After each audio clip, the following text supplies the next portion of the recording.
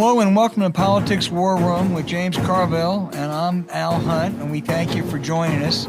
This week, a special day, a new president of the United States, and we're joined by two very special guests.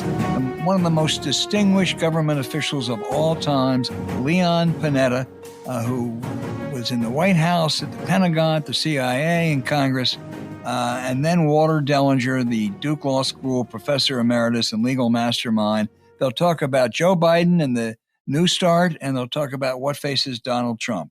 Remember, we take your questions each episode, so write into politicswarroom@gmail.com or send a tweet to @Politicon for next week's show. We'll get to as many as we can, and don't forget to tell us where you're from.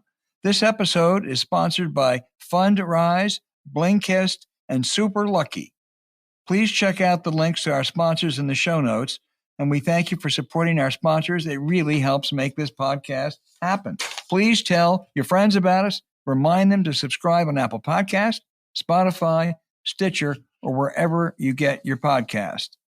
James, President Biden, boy, it makes us all feel so much better already. 46th President of the United States. I watched that entire inaugural. It was a good speech. There was no soaring rhetoric. No, we have nothing to fear but fear itself. No, the torch has been passed. But it was perfect for the moment. Joe Biden may be also perfect for the moment. I thought everything was pitch perfect up at the Capitol today. I've been to 6 inaugurals, James, and I didn't go to this one. You couldn't. It was so different. But sitting at home, my wife was in at the television studio. I was alone, and I will tell you, I cried on several occasions. The history of a Black woman of Asian descent, as you know, I have a daughter from Asia, becoming vice president, so many historical moments flash before me of things that I have covered and watched. It really was emotional. Lady Gaga, I'm not a huge Lady Gaga fan, but Lady Gaga singing Woody Guthrie's Great This Land Is Your Land, and the national anthem pointing to the Capitol, which was just under siege only 2 weeks ago. That brought a few more tears. And that marvelous young poet, 22 years old, added some more. There are enormous challenges ahead. In some ways, it's more than Obama faced in 2009, and maybe as daunting as FDR in 1993, but in a very challenging environment, Joe Biden and Kamala Harris more than rose to the occasion today. Well, I agree. I thought it was, I think they got the pitch just right. It wasn't a given that they were going to be able to pull this off. And I thought his speech was very good, and I was mortified that he would go on forever, and he did not. The two musical selections I want to talk about a little bit. First is, you point out, This Land Is Your Land. Just so people understand, that is the anthem of socialist America. Right. Woody Guthrie. Woody Guthrie Museum is in Tulsa, Oklahoma. And it's being the George Kaiser guys, actually a big Democratic donor. And now he's got Bob Dylan's papers also going to be in Tulsa, Oklahoma. So the other selection that really swells my heart was Garth Brooks doing Amazing Grace. I mean, I teach Amazing Grace. That was the anthem of the British anti-slave trade movement, which I think is the greatest song ever written in the English language. And it was so appropriate because it's such a cleansing, redemptive song. And I thought the fact that Garth Brooks sang it was just right on the money. But I doubt if Lou Dobbs is smart enough to figure out This Land. It's a great song, by the way. I always play it. It's a wonderful. It was Robert Kennedy's theme song too in 1968. Right. Woody hated old man Trump. He lived in Trump's building. He wrote like a song, I think, about what an awful person that Fred Trump was.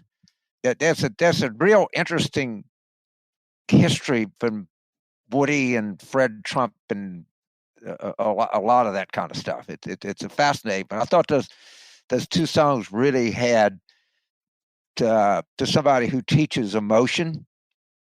Those are two of the great emotional songs that I can think of, honestly. And I was very pleased. I agree. And when you're old guys like we are, you have a lot of flashbacks. And I must tell you, I went back to 1972 when I went up with Ted Kennedy to cover. I was covering him, and he was campaigning for this young 29-year-old kid who had no chance. And then I found out the backstory that Biden had gone to see a guy named Norty Hoffman. Norty Hoffman was an All-American for Newt Rockney, and he ran the Senate campaign committee. And this 29-year-old kid came down. Norty Hoffman said, you can't win, for Christ's sake. And Joe Biden stood up and said, I don't have to take crap from people like you, and started to walk out of the room. And Norty followed him and said, okay, you got guts, kid. We'll support you. And Biden said, I want Kennedy up there because we're going to become the Kennedys of Delaware. That was sort of silly back then. You know what? They have become the Kennedys of Delaware. This is the most resilient guy I have ever seen in politics, and I've seen a bunch of resilient people. And this is a point from Jim Fallows today. For a guy who in his formative years, in his early years, was a stutterer and had to overcome that. It was terribly difficult. To give an eloquent 20-minute inaugural speech, boy, it tells you a lot about Joe Biden. Yeah, well, look, he's going to need to do some great things, and I hope he. I think he's prepared for this job, but it's going to be really, really, really hard. And yeah. I hope. Just add a final word. So right now, it's just like I can't. It's just like I've been living with this giant infected tooth in my mouth, and it's gone. That Absolutely. Every morning you wake up feeling, you won't feel as your. I'm a professor at the University of Pennsylvania, and I must tell you, one of the great things that can be celebrated there is that the most disgraced alum of that university has been replaced by a distinguished Penn professor, Joe Biden. And so it's good for the country. It's good for all of us. It's good for Penn. Where did Biden go to college? University of Delaware. The Blue Hens. He's a blue hen. Yeah. Steve Bannon went to Harvard, Georgetown. Yeah. Oh, Jared went to Harvard, didn't he? You try to talk to the Penn kids about Trump, they just go ballistic. Now you got to live with what you got. David Duke went to LSU. What can I say? Hey, James, there's no one who better understands what a new administration faces as well as Leon Panetta. After a distinguished service in Congress, 16 years, I actually followed a short stint in the Republican Justice Department. He started with a Republican senator, but he then saw the light. He was OMB Director and Chief of Staff for Bill Clinton. He headed the CIA and the Pentagon for Barack Obama, and he knows Joe Biden well. We amateurs have weighed in on the inaugural address. You're the pro, Leon. What did you think? I thought it was what I expected from Joe Biden, which was a sermon on unity. He knows he's got to try to bring this country together. He knows that's his biggest challenge. As you know, as well as I do, if he can't govern, if he can't break the dysfunction in Washington, and if all we wind up with is 4 more years of gridlock, then his presidency is going to fail. So he has got to find ways to try to bring people together and to unify the country. And I think his speech hit the right tone. It had the right spirit. It was something that was very refreshing compared to the guy who just wound up in Florida. Boy, that's for sure. Leon, when he's in the Oval Office now, describe what you would guess. What's your sense of what is the humans' emotions, the hopes, even the apprehensions? I mean, for all of his experience, it still must be an awesome thing to walk in there and say, "I am the commander-in-chief." The best way to describe it is that he's an Irishman, and full of the emotion of an Irishman. I guess I can say that as the son of Italian immigrants, because I feel the same kind of emotion when I used to go into the Oval Office or walk to the Capitol. And I think that Joe's experiencing that. I think he's walking into the Oval Office, having walked in there thousands of times to serve another president or to work with other presidents that he's worked with in his history. But to walk into the Oval Office as president of the United States, I think it probably really hit Joe Biden in a way that probably brought tears to his eyes, because here he is after all of those struggles, after a long political career. I think there were a lot of times he thought it was not going to go anywhere, certainly not to the presidency. And yet, that great moment when you feel like this country has given you another shot at the brass ring, and that's exactly the way he feels. Yeah, no, I think you described that so well. He's signing executive orders, but, on Thursday morning when he gets his first daily brief, maybe he's had one already, but he gets a daily brief Thursday morning, his first top staff meeting. COVID will obviously be the number one priority. But after that, what would you think would be the 2 or 3 most pressing things that Joe Biden's going to have to deal with right away? Well, you're right. There's no question his first priority is COVID.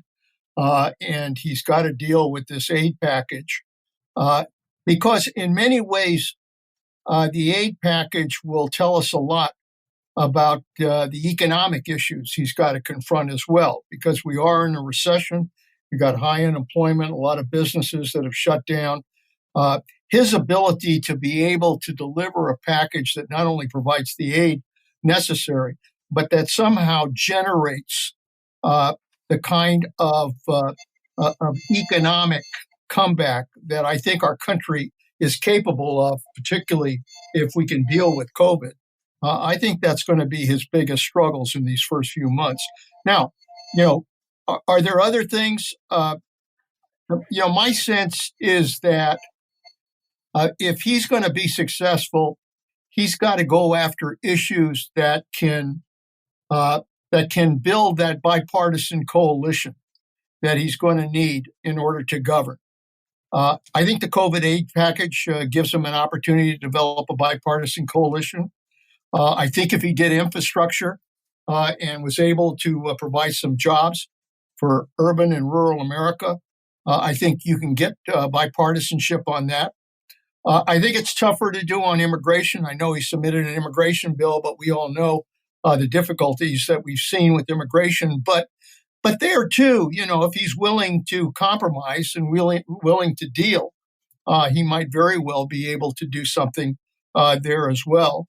And then, obviously, I think it's going to be important to begin to focus on the budget issues and just exactly. I mean, he's got to submit a budget, and what I found as chief of staff to Bill Clinton is that in many ways, what the budget did is it made the president think about priorities, because you can't do everything. You've got to decide what the hell are going to be your priorities and how are you going to fund them. Right. James Carville? It's totally on. I say this, that you're probably the most experienced person in the modern United States government. And I go through your resume and everything. But I'm going to get your reaction to this. It was a almost complete non-cooperation with the Trump administration and the incoming Biden administration during this transition. How damaging do you see that? Does that lack of them cooperating set the administration back and doing some essential things? But what's your general view of that? Well, James, there's no question that it was a lousy transition, probably the worst we've had in modern history, because we had a president who didn't acknowledge that he lost the presidency, but then his administration acted that way. And so there really was very poor transition between the Biden team and the Trump administration. And I've talked to a lot of the people in the Biden team. They just could not, they didn't get materials. They didn't get binders. They didn't get briefings. They didn't get all of the necessary things that you usually get when you have a friendly transition. So what does that mean? The good thing is most of these people that Joe's appointed are experienced, they're qualified, they've been there. Most of them have been in the departments and agencies that they're going to. So, they know where the bathrooms are. They know where the offices are. They know, generally the programs that are involved. What I worry about is generally, what the hell has the Trump administration do in terms of policy decisions that we don't know about that can impact what you're trying to do? You're going to find that there were decisions made by Trump or by others that impacted policies in your area of jurisdiction, and you're going to be blindsided. You're going to hit some landmines that were placed there by the prior administration. So it's going to set you back. You're going to have to do a lot of fixing, not only on programs, but also on personnel. There's no question the Trump administration tried to stack the deck by taking some people and making them career people. Well, the first thing you got to do is find a way to get rid of them and to move them out. So there's got to be time that's dedicated to basically cleaning up the place so that you can get down to the work of developing the policies for the new administration. So, Leon, if I remember well, you were chairman of the Budget Committee in the House, and then you were OMB director, and you were always known as I don't know if you'd properly call it a deficit hawk, but you did have a kind of healthy skepticism of running large deficits. I think that would be a fair characteristic of what your view was. And of course, now it's people don't bring it up anymore. Does this worry you a little bit that we losing any kind of fiscal moorings, or are you buying into this modern monetary theory? Of what's the kind of view from a guy from immigrant working class parents? James, it feels like a hell of a long time since I was both budget chairman and OMB director, and our main focus was how do we try to prevent huge deficits. At that time we were facing $200 or $300, $400 billion deficits, and it looked like it was real trouble. Because we were able to work out a budget agreement during the Bush administration, and then Bill Clinton was willing to put in a tough budget when he first went in. The combination of those agreements and the enforcement tools that were built into those agreements really resulted ultimately in a balanced budget and a surplus. And I sure as hell never thought, once we got there, I never thought that we would suddenly go back into huge debt again, because I thought politically it would be almost impossible to do. Well, I was wrong. The Bush administration came in, did a huge tax cut, and then we hit 9/11, and then we hit the recession. And the combination now of all of that, plus what we've gone through recently with COVID, has given us deficits of somewhere between $3 to $4 trillion, and a national debt of $21 trillion. Almost, I think it's going to be about 200% of GDP in a few years on the track it's on. And you're absolutely right. Neither Republicans or Democrats want to deal with these issues. They just don't want to deal with them. And as you know, if you're serious about it, you got to deal with entitlements, which is 2/3 of the federal budget. You got to deal with discretionary, and you got to deal with taxes. That's the only way you're gonna do it. Now, look, I understand. We're dealing with COVID. We're in debt. We've got to try to provide some necessary aid. I understand that. But at the same time, we have got to get back to some kind of budget discipline or some kind of 5-year or 10-year track that puts us back towards trying to reduce these huge debts. Because otherwise, I'll tell you, it is going to impact on our economy. It's going to undermine our economy in the future, and it's going to be a hell of a legacy that we pass on to our children. All right, Albert, back to you. Well, I want you. Nobody knows more about the intelligence community than you. The former president, viciously attacked and tried to undercut the intelligence community for 4 years. What kind of shape is it in right now? And I want to ask you about one of those people they just appointed after you answer that. It impacted on morale without question. It just, to have the president of the United States, almost from the very beginning of his presidency, criticize the intelligence community, refused to.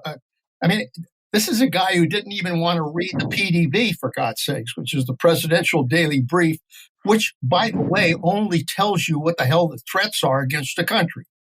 So this is a president who didn't want to do that. And, for whatever reason, he stood up next to Putin and basically said he trusted Russian intelligence more than he trusted our own intelligence when it came to the interference in the election. This guy was an abomination when it came to intelligence. So what did it do?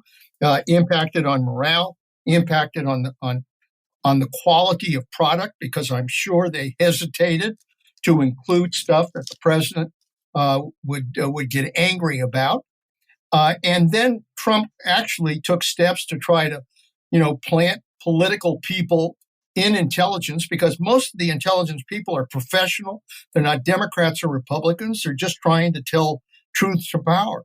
Well, he didn't like that. He wanted to hear what he wanted to hear. So he started planting political people in some of these jobs. So there's a lot of work to be done to restore the credibility of the intelligence community. Well, let me ask you about one of those, because they did put, I think, this Devin Nunes loyalist, I think his name is Michael Ellis, and they named him legal counsel to the NSA, Civil Service Protection, supposedly. I gather that that's a worrisome thing for intelligence professionals, this guy is. And what can you do about it? Can you transfer him somewhere? Absolutely. Absolutely. You take, nice that you're a career employee, but you're not going to be a general counsel in my operation. I'm going to transfer you to the general counsel's office in Alaska, and you'll work. Or Antarctica. There are ways to deal with this. Believe me, we had to do a little bit of that in the Clinton administration. If somebody was, somebody who was a political appointee who suddenly got put into a career job, then what I had to do is you couldn't fire them, but you could certainly transfer them out. And eventually they get the message and get out of government, because they know they're not going to have much impact, and they're going to wind up in Timbuktu. So there are ways to deal with that. As James said, no one has more experience than Leon Panetta. And just a couple national security and foreign policy questions. North Korea, the little dictator, always makes trouble for a new president. He's got severe internal problems now. Does that make him more dangerous, and what should we look for him to do? Well, he is dangerous. He's been dangerous, and he will continue to be dangerous. Kim Jong-un comes down a long track of predecessors, all of whom have been vicious tyrants in their own way. And that's what this guy is. And he's also, all of them, for whatever reason, have never been willing to really try to develop their own country and try to improve its economy and try to bring it into the 21st century. So what do they have as a result of that? They have nuclear weapons, and they're developing missiles, mobile missiles, and intercontinental ballistic missiles. They represent a real threat to South Korea, to Japan, and to the United States, and for that matter, other countries in the Pacific. The way you have to deal with them is by making clear that we're going to maintain our military force in South Korea. We're going to maintain our alliance between South Korea, Japan, and the United States. We are going to maintain our both our military presence and our naval presence as a bulwark against North Korea, so they understand that if they try anything, we'll blow the hell out of them. You've got to start there. And then, you can try to pursue some kind of negotiations to see whether they truly are willing to denuclearize. I mean, Trump eventually found this out. He thought he could kind of, convince them, being such a great guy, that it was worth denuclearizing just to be a nice guy. Well, obviously, we found that was the wrong path. And the only way you can deal with these kinds of tyrants is from a position of strength. And I think that's what Joe Biden has to do, is make clear that we know who these people are, we know how dangerous they are, and we are going to maintain our military posture in that part of the world. One more and turning it over then to Mr. Carville, but in the past we've hoped that we would get some help from China on North Korea, but we have our own huge, maybe greater set of problems with China than we had when you were in government. They're a competitor, but they also are an adversary. Should Biden continue much of the more aggressive Trump policy, or was that bluster, and does he have to craft a more thoughtful, innovative approach to China?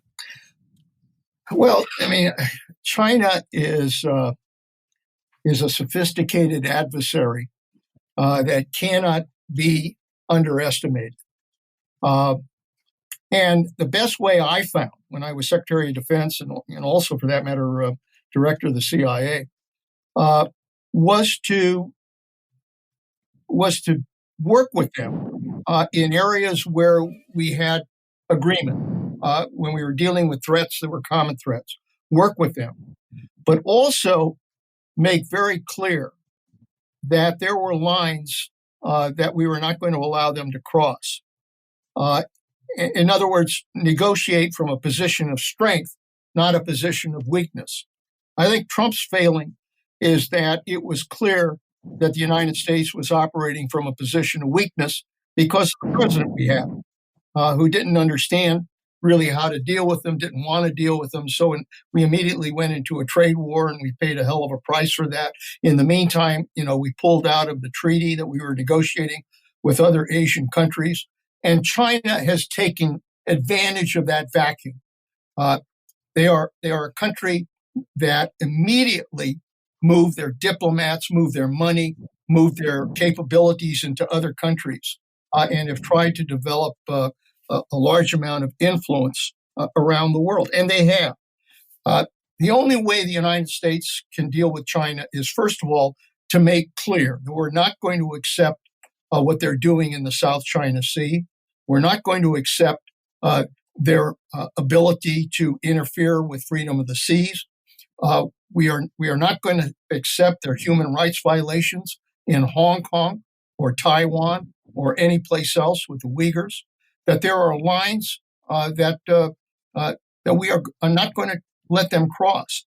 But at the same time, once you've taken that strong position, I think you can reach out and begin to develop communications with them, to develop dialogue with them. I had the opportunity to meet with President Xi. Look, he's smart. He doesn't just talk from talking points. He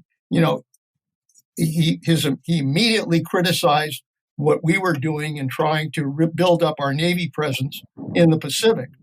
But I said to him, look, we're a Pacific power. You're a Pacific power. We have some common problems with North Korea.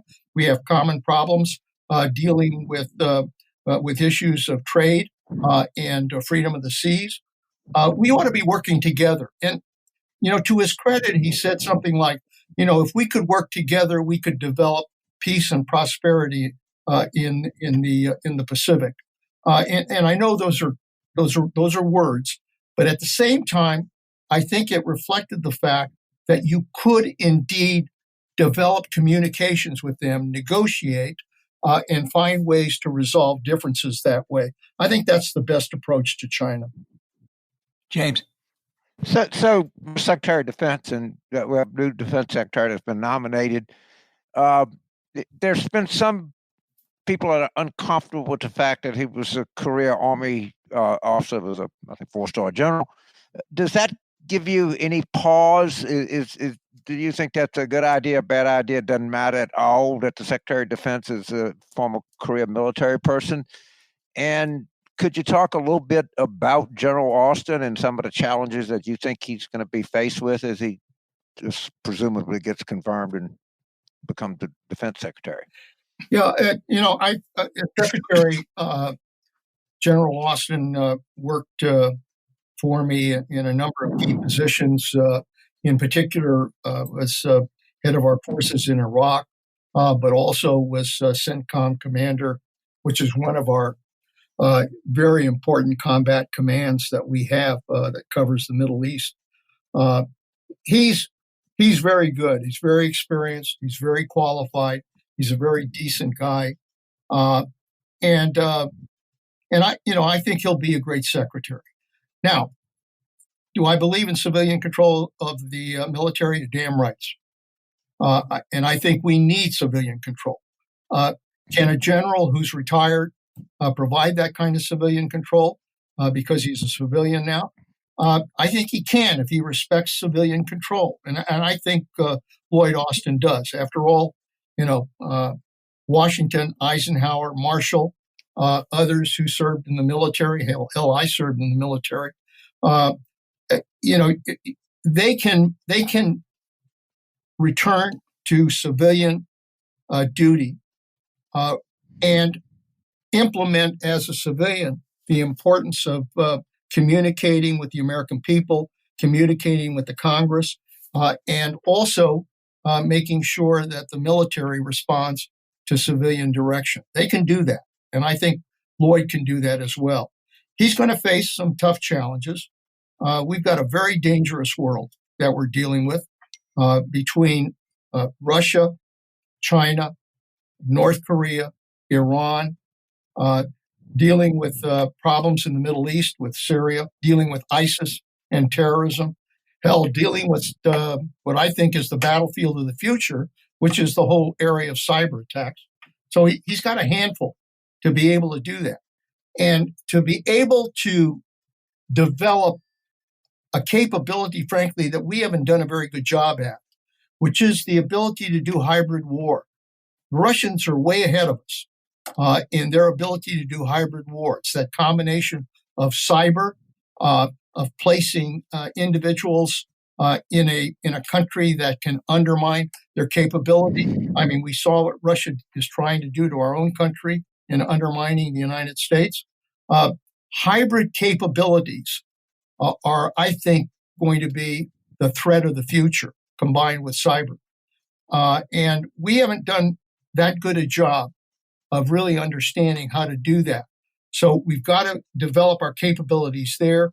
We're going to have to develop greater agility, and we're going to have to develop, frankly, a force that can really operate as a joint command and eliminate some of the duplication that we have at the Pentagon.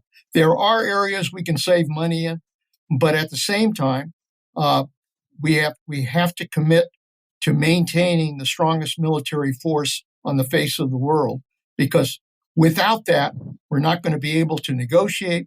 Our diplomacy will go nowhere, and people will not listen to the United States. Good point. Good point. Well, I mean, just a big honor to have you on the show, and I can't wait to get back out there to Monterey and see you and all of the people that support.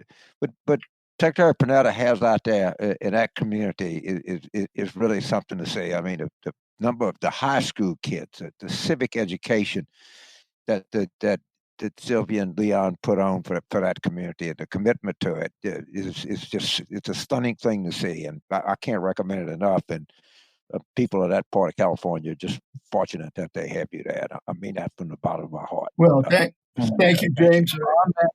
I mean, no one has a better record for government, distinguished record as Leon Panetta, and few have done better after they left government than Leon Panetta. I do have one question, though, for you, Leon. At family get-togethers, who is the real political seer, you or your son, Congressman Panetta?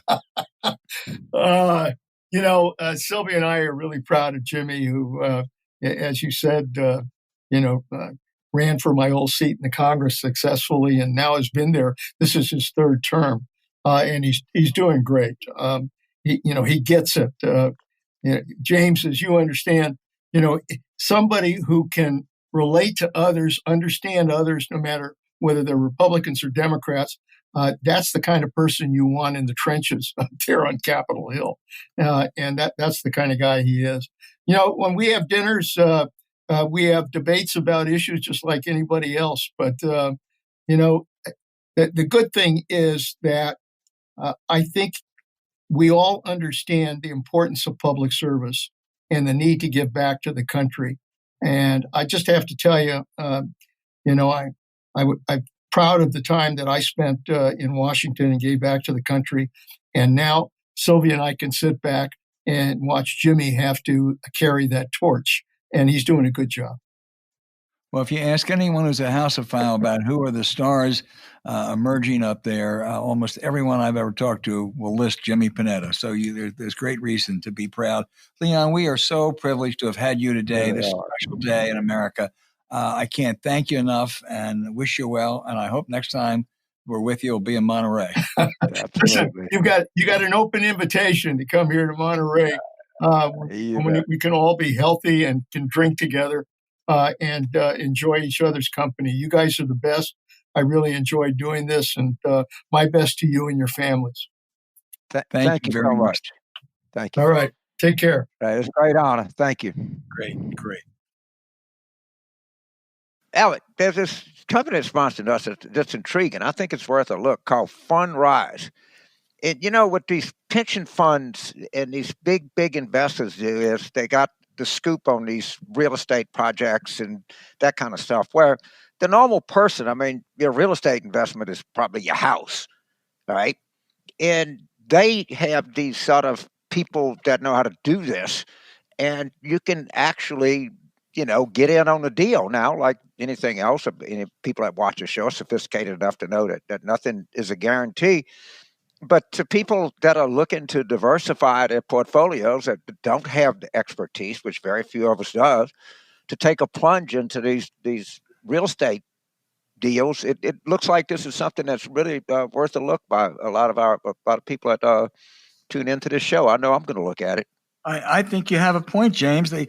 Studies have shown that portfolios with an allocation to private real estate generally delivered a better risk-adjusted return with more annual income and lower volatility over the past 2 decades, thanks to its track record of consistent performance through multiple market cycles. FUNDRISE provides access to diversified portfolios of private real estate to all investors with their industry leading easily to use their platform. James, you think I don't know what I was talking about. I've, for 53 years, worked at the Wall Street Journal and Bloomberg, I want you to know. There you go. Well, looks like these guys are letting some shoe clerks in the poker game, which is a good idea. Yeah. Yeah. So I'm going to take a hard look at this because, like I say, most people don't have the capacity to diversify. Somebody asks you, hey, we're going to build a condo here. You don't know enough about it to say one way or another, but it get you some access to something you wouldn't normally have. I think it's worth a good, hard, close look by people. Right. You need smart information. There's a lot of real estate that's done very well and a lot of real estate that's done very poorly. So this is if this adds value to your decisions, it's really important. It's whether you're looking to add stable cash flow via dividends or prefer long-term growth through appreciation. FUNDRISE makes investing in private real estate as easy as investing in stocks, bonds, or mutual funds. FUNDRISE's team of real estate professionals carefully vets and actively manages all of their real estate projects. And with their easy-to-use website, you can track your portfolio performance and watch as properties across the country are acquired, improved, and operated via dynamic asset updates.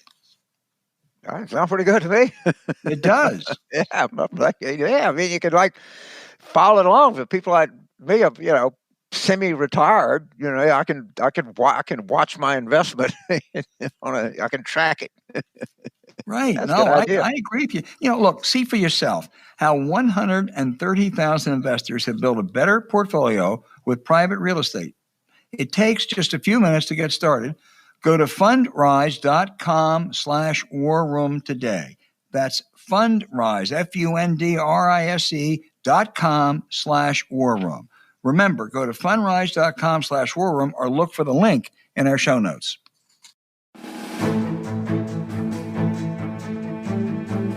Hey, James, when I think of the law and I think of the Constitution, you know what I think of? I think of Walter Dellinger, the former Solicitor General of the United States, Dean of the Duke Law School, professor and advocate extraordinaire. Walter, thank you for joining us. Let's start with the pending impeachment. Tell me the answer to Michael Luttig and Alan Dershowitz, who claim a president, even if he's impeached, can't be tried by the Senate after he's left office. Well, I think the answer is not as crystal clear as the advocates on the respective sides seem to believe that it is, but I think on balance it comes down squarely in favor of the impeachability and removability and convictionability of a former president, at least in circumstances like this where the president has not only been charged with impeachment, but the impeachment articles have been voted.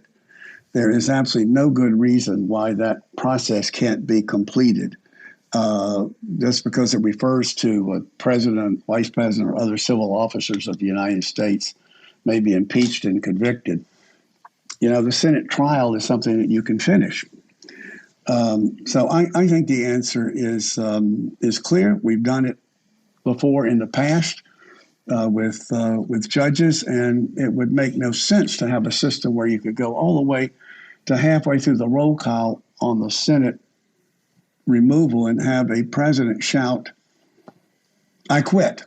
Right. And thereby precluding the Senate from barring him or her from holding future office, which was an important part of the impeachment clause. Well, I don't know. The analogies certainly aren't perfect, but to the extent there is an analogy to criminal law, and if impeachment is probable cause, an indictment, and then the Senate trial is the trial, and conviction or not conviction. You know, if I'm indicted, I can't suddenly say, you know what, I've resigned from this office where I committed these supposed misdeeds. Right. Therefore, you can't try me. I think that's right.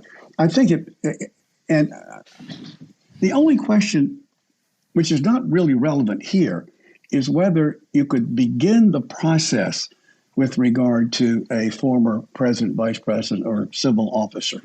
That is, could you really start up now impeaching former Secretary of State Hillary Clinton? Right. Start from scratch. And that seems to me that's a troublesome idea. Or for that matter, former civil officer Walter Dellinger, years past the time of his service. But it seems to me that once the articles went here, yes, that's true. My nemesis Jesse Helms would have loved that idea.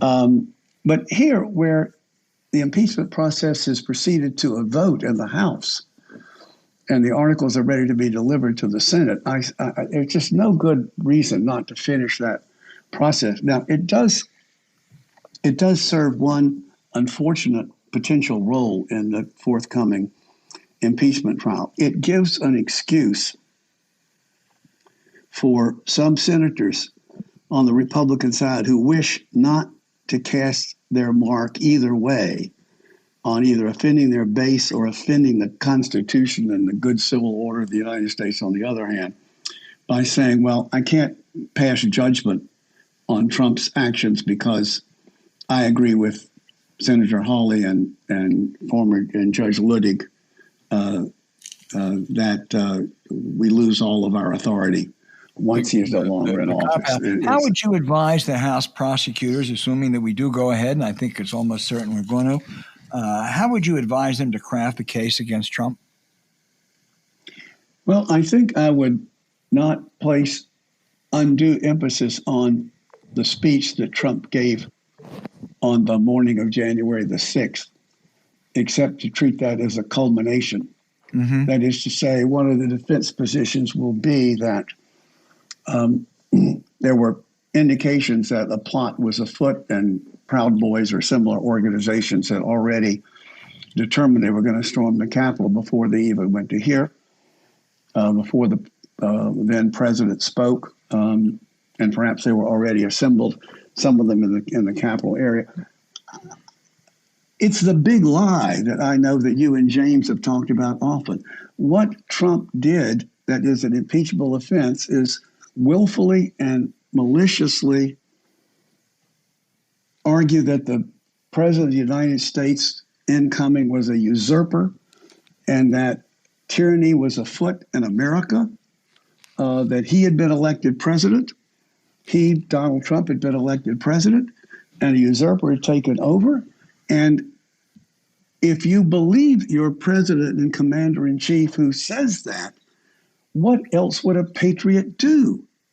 He's presented the case as if the people who were storming the Capitol are the students at Tiananmen Square, or those that hammered down the Berlin Wall or the French Resistance.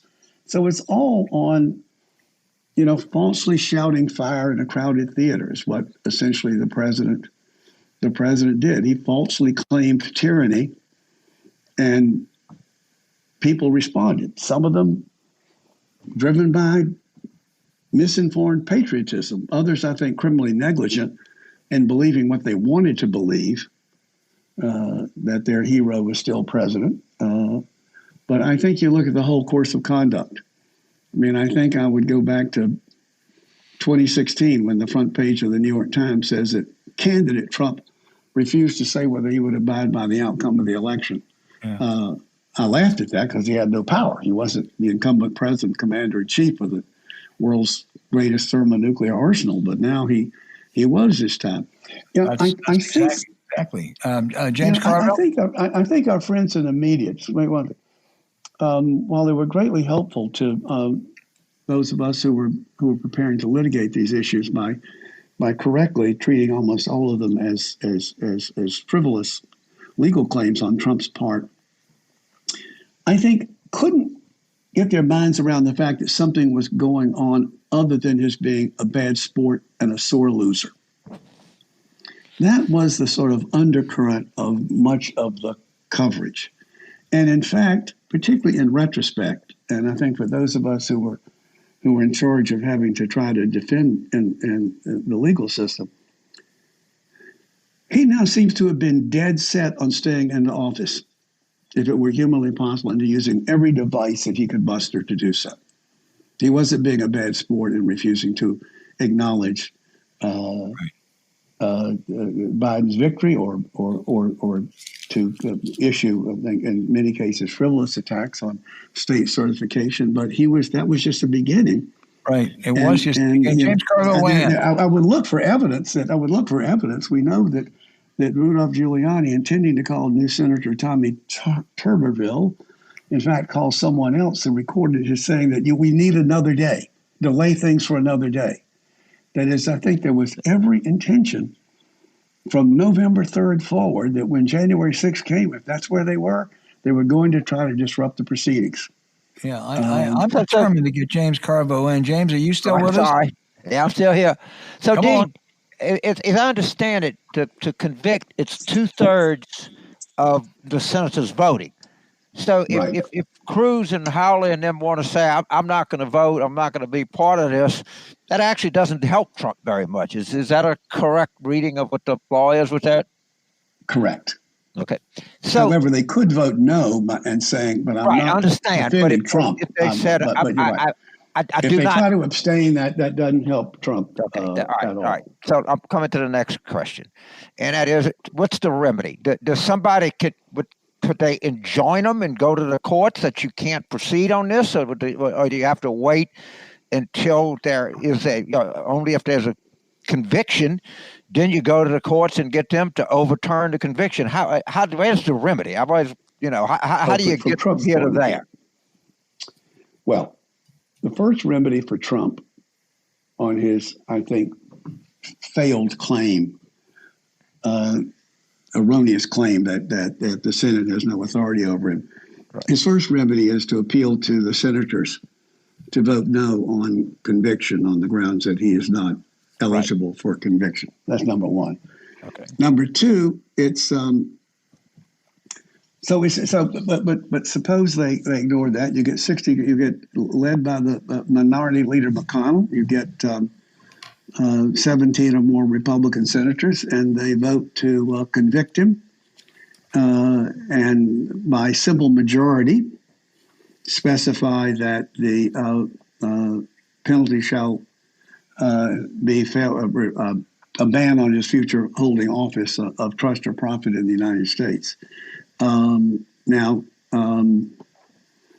it could come up either of two ways. He could file in the Republican primaries in 2024. And in many states, they would say, I'm sorry, you are not eligible to be a candidate in the Republican primary in New Hampshire any more than if you were a citizen of Russia. You don't meet the minimum requirements under our statute for being a candidate because you were constitutionally barred. And he could then sue and say they didn't have any jurisdiction over it. It could be Trump versus the Board of Elections of New Hampshire. Conversely, one of his opponents, if he were allowed on the ballot, then one of his opponents could sue and say, look, he's got no authority to be on the ballot here. So that's how you think it would manifest itself. I do. He might actually, I think most likely that if the Senate voted by 2/3 to convict him, and if he were removed from barred, that he would, fold up his tent and go away. That he wouldn't challenge that. And I think he would, I think he would lose. I mean, he would have to start a campaign raising money from donors when the legal academy would be virtually unanimous that he was constitutionally precluded from being a candidate. And he'd have to fight that battle in every state in order to get on the ballot. It would be and I think he would lose. And they would say, the state authorities would say you can't run, because you're constitutionally barred. So we're playing with real stakes. There's real money on the table in this Senate trial. Now that the minority, now it sounds nice, Minority Leader McConnell has indicated that he is open to conviction, and I would leave it to you political pros as to whether he would like to put the stake in the vampire Trump that threatens to eat his party. So that's the question I would ask you guys. What's Senator McConnell's political motivation here? His political motivation is simple. He wants to protect as many Republican incumbents as he possibly can and help as many Republican challenges. And his motive, I think what happened here, Walter, and I've talked to this, I think McConnell got some bad intelligence. I think he was told that there's a lot more complicity here than you think. And I think the guy, I think he doesn't want to get caught on the wrong side of this. But that's just kind of what I think. Because something happened. I mean, he just didn't spring up and decide, hey, I've had this certain, been overcome by a sense of morality, of patriotism. He got a piece of bad news. And he's trying everything he can. As you know, we've discussed this before. They have a not very favorable map coming up in 2022. And, he would do anything that he possibly could to get 51 Republican senators. And I think he thinks this is the best way to do that, or he wouldn't be doing it. One more question before I turn it over. He wants to kill the king, but he wants to make sure that if he tries, he succeeds.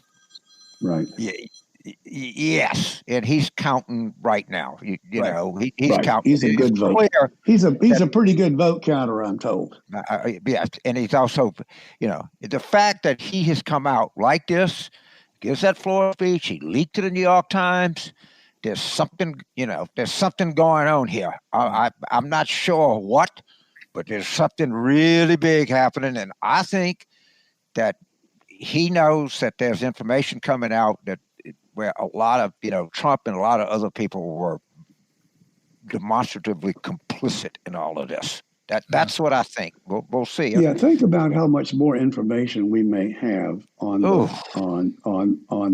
theme of Donald Trump's efforts to undo by nefarious means a democratic election for president of the United States. There's no way that people that know him think there's no way There's no way, if I can make one point, there's no way he is only putting that pressure on state officials in Georgia, in one of the 5 or 6 states that are being contested.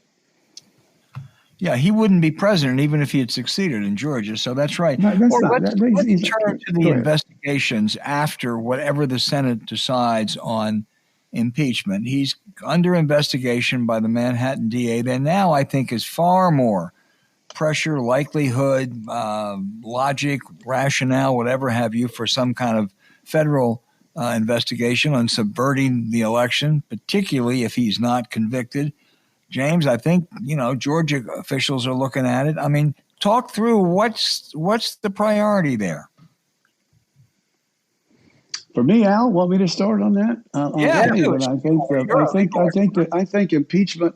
I think trying him on impeachment charges is the priority.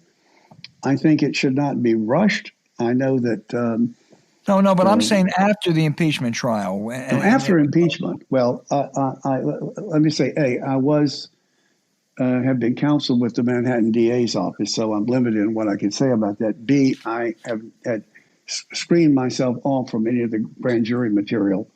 But as a general proposition, when a state prosecutor has been at work for 2 years, the federal officials at the U.S. Department of Justice, if they think the state officials are competent, as they certainly are here, extremely competent, then I think the Justice Department was likely to stand down until they let the state proceedings go first, at least on all investigations.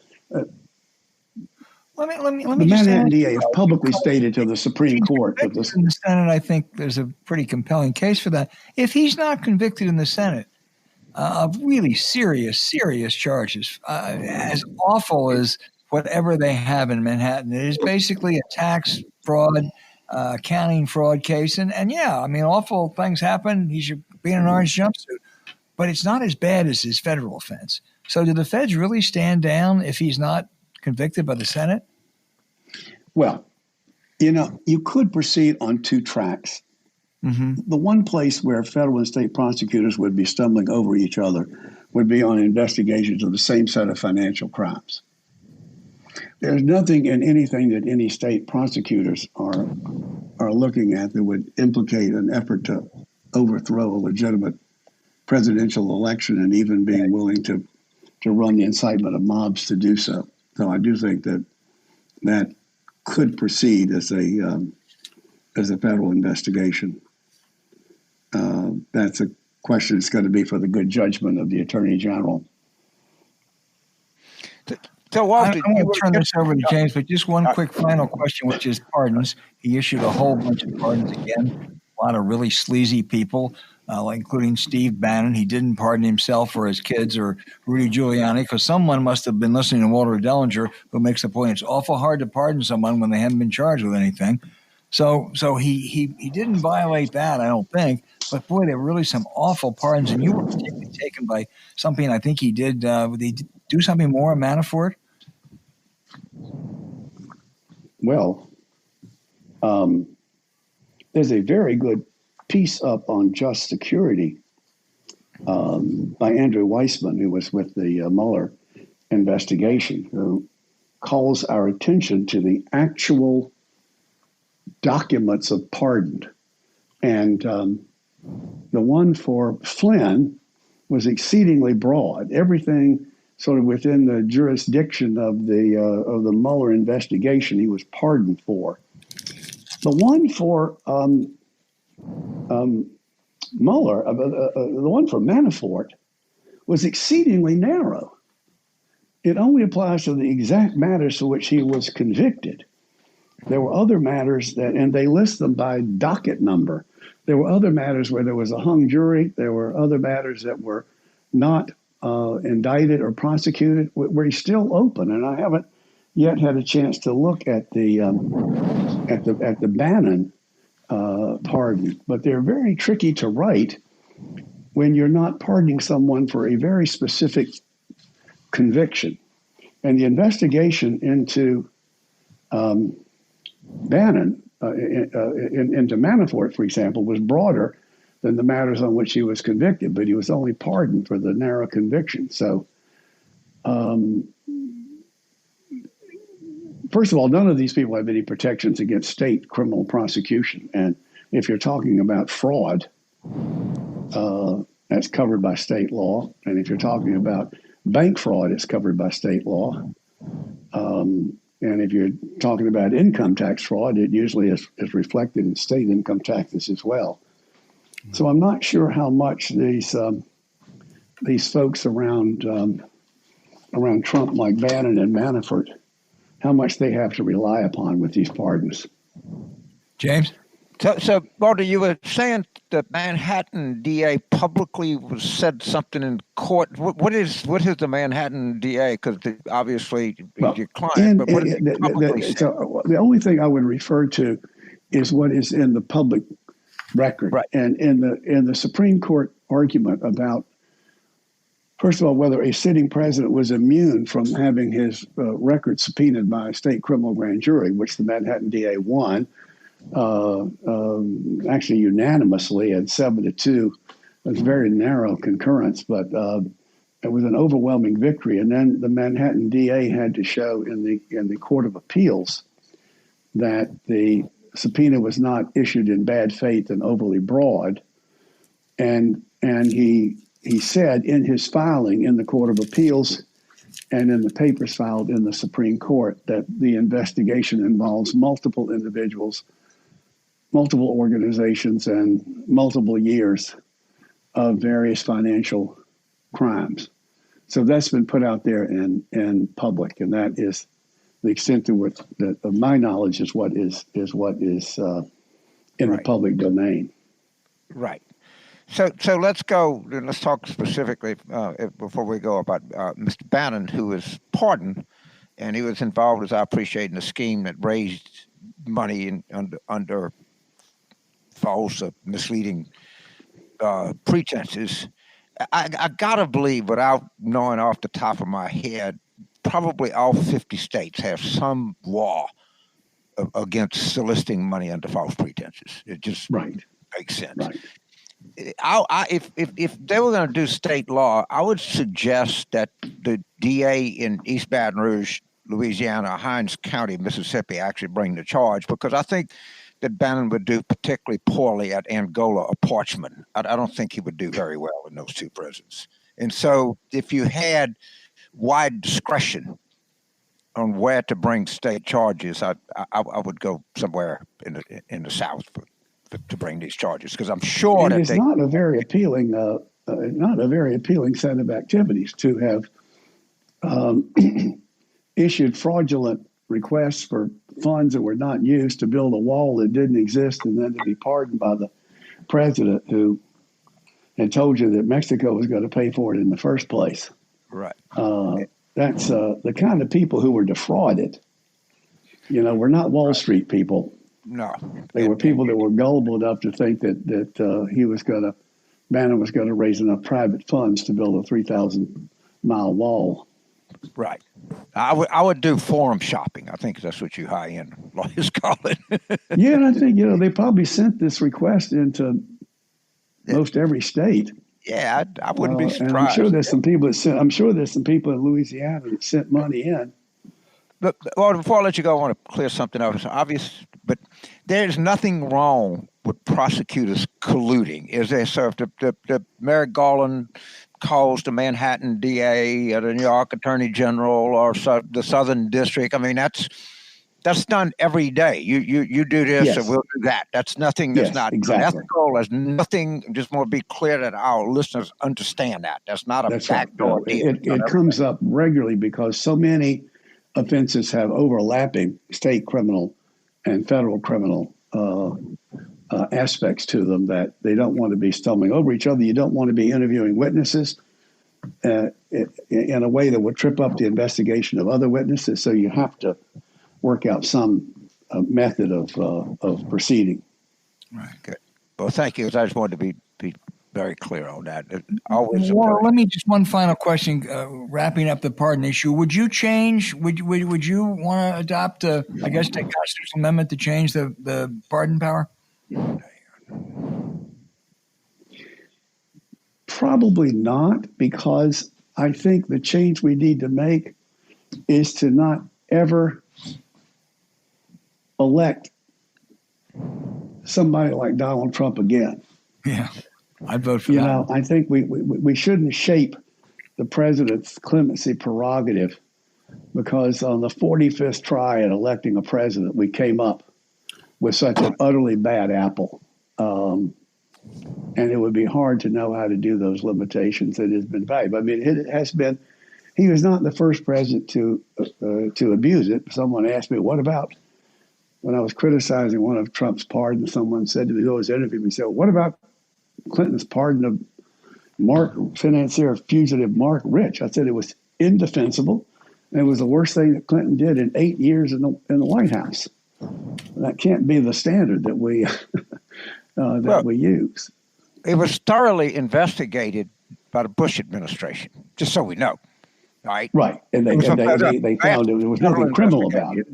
It was just what is so bad about this set of Trump pardons is that they offend the basic norm that like cases should be treated alike. So he will get some, wonderful grandmother who shouldn't be serving a long prison sentence, is causes espoused by Kim Kardashian, and she's given a pardon that he milks that for all it's worth, while he's to justify pardoning all his malefactor associates. But there are plenty of women serving time in prison that have grandchildren. She may be more deserving than some, less deserving than others, but the process that he completely bypassed in the Justice Department is one that tries to make a reasonable decision as to whether these are the people that that should be pardoned, and not just have it be a celebrity whim. It's really disgusting to have celebrity whim be what determines whether people get this executive grace or not. James may have one final, and let me ask you, but we're milking you for everything you're worth. When we get Walter Dellinger, we don't want to let him go. William Barr, tarnished legacy? Barr? Oh, yeah. It's a shame. Bill Barr went into the Attorney General's office with a very fine reputation as conservative, very strong on executive power, really down at one end of the spectrum of unilateral executive authority. But he came out as someone who had cheated. That is to say, he manipulated the truth on the Mueller report, and used bureaucratic guile to soften what should have been a substantial blow from that, misrepresented what was in it. I mean, that's hard for the chief legal officer of the United States to overcome. But, a part of the question would be what officials who served with or under Trump came out with a better reputation than they went in? It's just a field of wrecked and ruined reputations, isn't it? I can't think of one. I think General Mattis came out with a yes, Mattis is one. I think Nikki Haley was smart enough to be in New York and set foot in Washington as little as possible. So she came out. Was the only way not to be tarnished. James, weigh in on that. Haley she's pretty bad since. She's definitely gone. But Mattis Mattis for sure. I'm thinking I can't think of anybody else, but I'm sure that we can. There might be somebody else, but I really doubt it. It's just everything. Everybody that touched this is in people. And just like if you watch Fox like I do, the whole thing is the mob. They're not. What I'd say is, and I think I'm right on this, as a constitutional scholar. You have the freedom of association. Inherent in the freedom of association is the freedom not to associate with people. And if you don't want to hire, if you put pressure on lawyers not to go to work for them, if you say you can't get on boards, you can't get in, that's completely justifiable under the Constitution of the United States. I have the perfect right to not associate with people that I don't want to. I think I'm on firm constitutional grounds there, Dean. You absolutely are. Yeah. Well, it was 4 years ago, a writer for, I think it was The Atlantic, someone wrote a piece which became very popular, which said the problem with the press is they don't treat Trump. They take Trump literally, but they don't take him seriously. Well, actually, we should have taken him literally. He told us what he was going to do, and he did it. He told us he was going to be evil, and he was evil. And there's an interesting piece in Politico where they interviewed the 4 people, including my former colleague, Tim O'Brien, who wrote biographies of Donald Trump beforehand. And what they say is that every single thing he did, including what he's done the last 2 months, was totally predictable. And that's the sad part. Let's hope we learned a lesson, Walter and James. Right. Well, we'll learn it better when we have accountability, and I think that's for sure. We have to have accountability. We just, the United States government, a private dropped his rifle. Man, is she or he accountable for dropping their rifle? Well, the commander-in-chief has to be accountable, period. Dean Dellinger down there in Chapel Hill, thank you so much for joining us. And we'll be back with you in the months ahead. Tutorial. Okay, thank you, guys. Take care. Bye-bye. When you don't have free time, you can't read or work on personal development, let alone learning more about the things that interest you. So let me tell you about my ultimate life hack for learning new things and getting ahead. It's an incredible app that solves this problem, and we highly recommend it. It's called BLINKIST. Man, that thing is that is a really good. It's I used to get some of these summaries and stuff. This is so much better than the where you get these digested novels. This stuff just to somebody who's interested in a lot of different things, like many people that listen to this podcast are. This is godsend, man. This is just exactly, if you want to know something about a lot, this is the best thing I've ever seen that come across. It's really that good.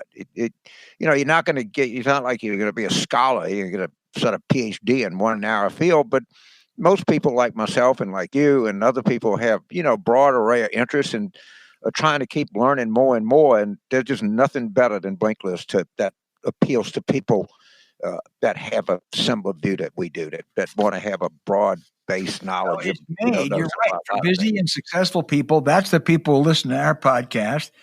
They want to get to the main points of a book quickly so you can start using that information right away. And with this audio feature, BLINKIST makes it easy to finish a book anywhere, anytime. 12 million people are enjoying BLINKIST massive and growing library right now. Everything from self-help to business health, along with history, which is both James, you and I love history. You are particularly into a whole range of history, and there's just lots of things you can get. This is a terrific product, and it's particularly terrific for, I think, the kind of people that join us and listening to our podcast. So they've got new great books out there: Upheaval, Turning Points for a Nation in Crisis by Jared Diamond, and there's a book, Untrumping, by Dan Pfeiffer. Get it. Yeah, Jared Diamond, that he's prolific, man. He's been writing major books since before I can remember. He's Jared Diamond. A lot of stuff. Yeah. Yeah, he is.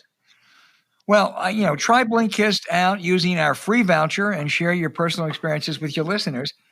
With BLINKIST, you get unlimited access to read or listen to a massive library of condensed nonfiction books, all the books you want, and all for one low price. Now, right now, for a limited time, BLINKIST has a special offer just for our audience. Go to BLINKIST.com/warroom. That's all one word, to try it free for 7 days and save 25% off your subscription. That's BLINKIST, spelled BLINKIST, BLINKIST.com/warroom to start your free day, 7-day trial, or look for the link in our show notes.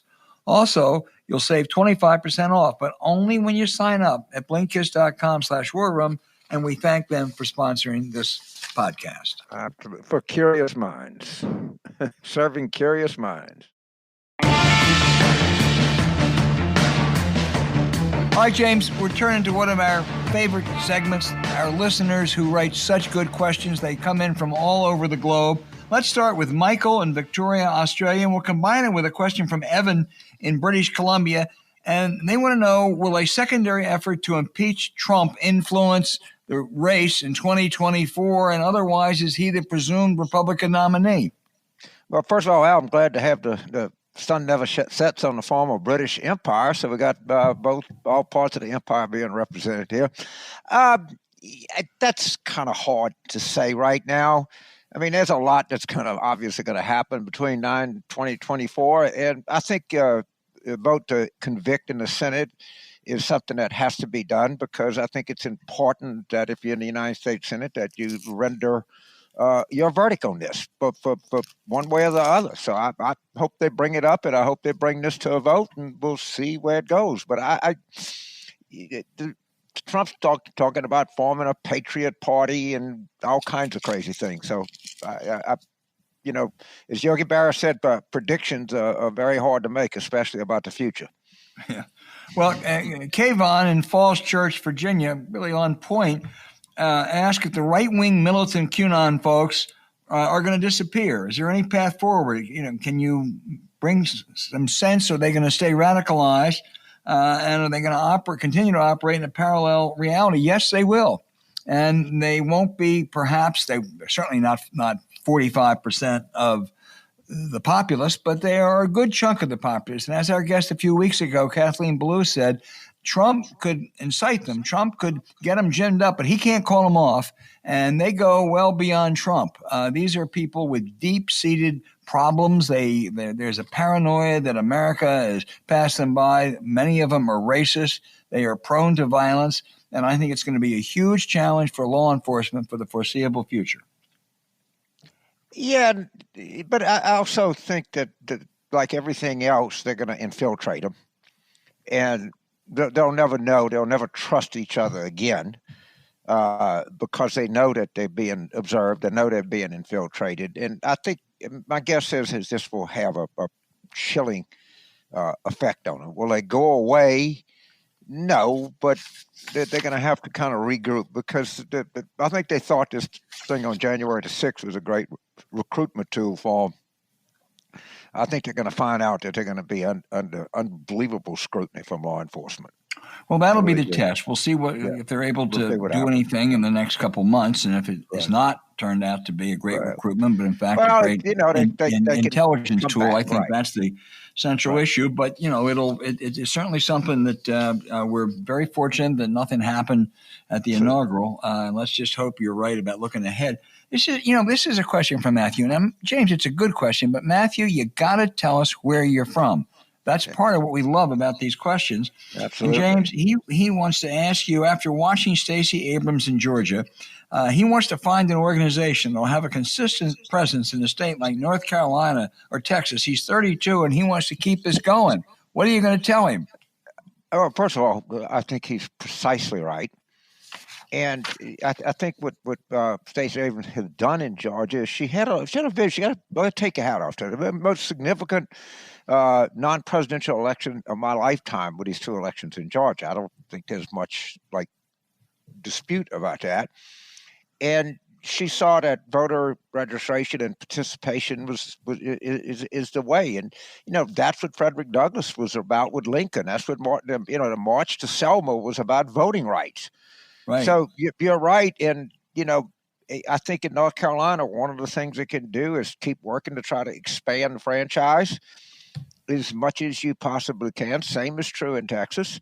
I don't see any reason why North Carolina can't be the next Georgia. And I think what happened in Georgia is a kind of inspiration of people like this young 32-year-old that sees opportunity out there. And that's great news. I mean, you're going to have to chart your own course, but you're thinking is really good. No, I totally agree with you. North Carolina was Georgia before Georgia was Georgia, and there's no reason they can't go back. But it is going to take work, and Stacey Abrams does deserve credit. This is one from Adria in Reynoldsburg, Ohio. I've traveled a lot in Ohio. I've never been to Reynoldsburg, James. You have any idea where that is? I don't. But I will. Well, we'll find out. Look, one She thing I'm asked a gonna good Google question. it and find This out. is about one of our guests from months ago. How do you feel about Senator Langford, senator from Oklahoma, and other Republicans now in the light of recent events, pending their votes coming up in the second impeachment and their reversal on that ridiculous challenge of the Electoral College? You know, I was really disappointed in Senator Langford when he first said he was going to sign on to that challenge. Even wrote a note to his press secretary because we did take a shot at him, I believe, on this show. And he turned around. I don't give him much credit for that because that was just doing what was right. I don't think people deserve credit for doing what's the obvious and right and constitutional. What I do give him some credit for was going before a black audience in Tulsa where there's a lot of history and in essence apologizing for his vote. He said he didn't realize the offense it would cause people. I don't think he had to do that politically. I admire him for doing it. So I will give him credit for that. Yeah, I would. I think it was on some kind of a board. But I don't say that unless I'm 100% sure. But I do. I've always thought the guy had some kind of fundamental sense of decency somewhere in him. And I, like you, were kind of disappointed because we both said, hey, he's kind of different Republican. He's not going to agree with us, but, you know, he's got a different tone. And it was just staggeringly disappointing when he went along with that. It wasn't much of a redemptive act to say, look, this is not appropriate now. But I think him doing that was, I think he was looking for some, just knowing how little I know him and know about him. I think he viewed that as a kind of cleansing act that he had to go through. I hope that's the case anyway. Yeah, no, I do too. This has to go to you, Jane. This is from now. You can tell me if I'm getting this right. Ouija in New Orleans. Ouija sound right? I guess. Weejah. Yeah, that's not a difficult Louisiana name, but I love you. All right, Ouija. good. We got it then. But he wants to know, or she wants to know. I'm asking Ouija tonight. No, go ahead. What do you think of Nancy Pelosi's appointment of our Louisiana's own Lieutenant General Russell Honore to lead a review of the security infrastructure following the attack on the Capitol? Well, first of all, General Honore and I have common roots. He grew up, and my mother was from, as was Lindy Boggs, from a place, the most beautiful place name in the United States, Point Coupee Parish, Louisiana. General Honore is a dear friend of mine. He's one of the great Louisianians ever. And I think it was a brilliant appointment. I think he'll do a great job. I think the Capitol, we can be pretty sure that if General Honore comes up with a plan, it gets implemented, that the Capitol is going to be one of the most secure places in the world. And I thought that, and I've said this publicly, Fort Polk, which is named after a particularly inept Confederate general, this should be called Fort Honore. Why not name it after a highly competent general that's actually from Louisiana? I don't know why we keep, we're going to get rid of this idiocy, and let's have Fort Honore. I'd be all for that. It's a significant Army post, and he's a significant Louisianian, and I'm all in for that. This is from Brendan in New York City. By the way, I think you're absolutely right. I think it's a terrific appointment. I believe you will agree, and you know more than I do. He did a terrific job with the cleanup down there, and I think it's a very good appointment. Brendan in New York City wants to know, how high is the likelihood that some, if not all, of Donald Trump's phone calls as president were taped or recorded for future blackmail purposes by our adversaries and enemies? Clearly, the Secretary of State of Georgia was able to do it. Look, you have to parse this, Brendan. There's several different things. First of all, White House phone conversations are recorded. Now, I don't know if they were able to expunge any of those or not. That's very hard to do. So some of those should be a matter of record. Secondly, they're the calls he made to try to subvert the election, like he did to the Secretary of State in Georgia and another official down there. I'm sure, I don't have any knowledge, but I am positive he made other calls, and I suspect some of those were recorded. Again, don't know it. Finally, you raise a good point about the adversaries. Those calls are certainly recorded by them. And, I don't know how do you blackmail Donald Trump anymore, but there's all kinds of things that have not come out about Donald Trump that will come out. Of course they will. Yeah, of course they will. And, I don't know, like blackmail, but, what it is, but it's thoroughly, totally compromised. And again, people have said it, and I agree with it. What other explanation other than the fact that he was profoundly compromised by the Russians that could explain his behavior? Is there any other explanation? I mean, in the absence of, say, well, it's a theory, James, you don't have actual 100% proof. Well, yeah, okay, the dog didn't bark. All right, what other explanation? Pelosi said this. Other people have said this. What could explain the way that he acts toward the Russians? I know of no other explanation, but I'm open to one. Well, if there is one, I'm thinking if I come up with one in the next couple of weeks, I'll let you know. Don't have one right now, though.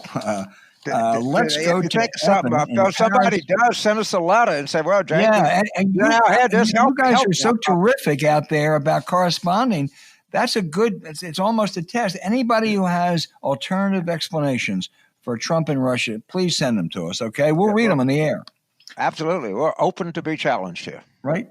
Evan in Paris, James wants to know if Democrats will continue to struggle with being branded as future authoritarian socialist. Yeah, and also of pro-crime. Well, I don't know what they can think of being communist. Of course they're going to be.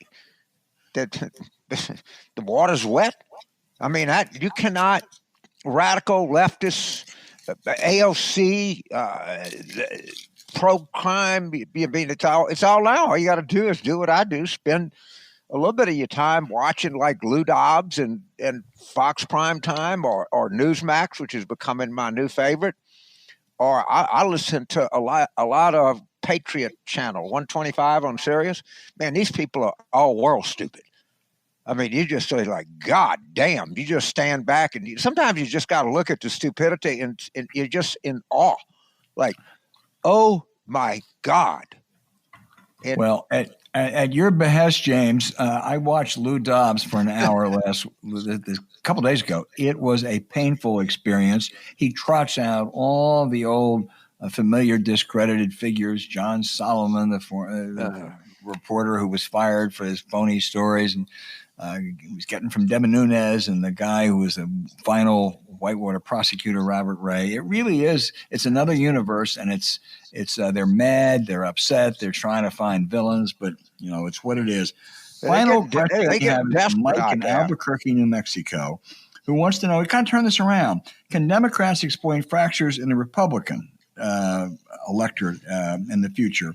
Because there is a split. There is a real schism.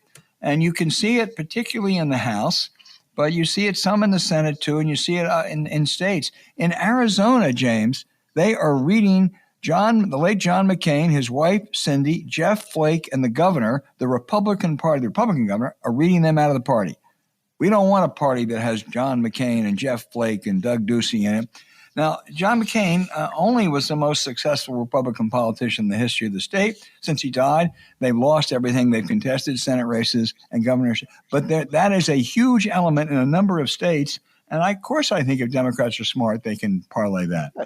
If you want to keep the Democratic Party united, and the people that say that it's in the Republican Party's interest to do whatever they can to get rid of the legacy of Trump and get him to rebuild, you got to favor one policy that is the most important policy we can have, and that is accountability. That is holding Trump accountable for the crimes that he has committed. And when you do that, and it becomes evident to people what happened, then the Republican Party can come back. People talk about healing, and that's good, and the wounds of the nation. You can't heal a wound until you disinfect it. And every Republican that wants to have their party back, and every Republican that wants to have a party, government skeptic, low tax, low regulation, blah, blah, blah. You got to disinfect this wound because you're not going to get your party back until you do that. Well, as they try to run away from it, and I was thinking of Roy Blunt today, They ought to be held accountable. I mean, Roy Blunt, I'm good friends with all these senators, and I'm a good friend with Joe Biden. He was an enabler. And he was not only an enabler for years, he was an enabler for the first couple months or the first weeks after the election when he insisted that maybe there was fraud. So I hope they're all held accountable. Hey, James, keeping your body in shape is important, but it's also important to keep your mind sharp. And it's easy when you're leveling up your focus with Word Forest. There's a substantial amount of good research that shows that is exactly the case. And when you and you have the technology now, you can just do it anytime you want to. When I was growing up many years ago, people would play these word games and things like that, and my mother was always big on that. She believed that you should play bridge late in life because it kept your mind alert. And I think something like this is particularly beneficial. I'm going to get it because if you're just sitting around doing nothing, you can just, it's a great thing about technology. For all of the bad things it brings a lot of good things. And this is just something you can do on your own anytime you want. Hopefully we get back to the point where we're flying again. I don't know how many times I've sat on airplanes for 5.5 hours and could have used something like this to try to stay as alert as I can. I think this is a terrific product, and I think there's a lot of real data to back this up. I really do. No, there is. And one of my regrets in life was early on, I never got into crossword puzzles. And I watch people like our friend Ann Shields, who just are wonderful at crossword puzzles and how enriching it's been. But Word Forest is a free word puzzle app. It's been taking people by storm. It's made for word search addicts. It has over 2,000 levels, but it starts easy for people like you and me, James, and it gets harder as you get better. So you never get bored. Find as many words as possible to earn bonus coins to uncover hidden words. It's fun and even has a relaxing nature. Right. Bill Clinton was a professional crossword puzzle person, and he can do them like without taking his pen off the thing. Now, that's a real skill, and something like this is, a real good mental gymnastics. It's a terrific product. I'm sure I'll get it on my phone. Yeah. Well, no, I agree, and Word Forest is offering you 2,500 coins and 500 gems when you download and play. So stop mindlessly scrolling social media and keep your mind sharp. Just go to the Apple or Google store and search for Word Forest or look for a link in our show notes. Download Word Forest for free today and get ready to flex your brain muscles.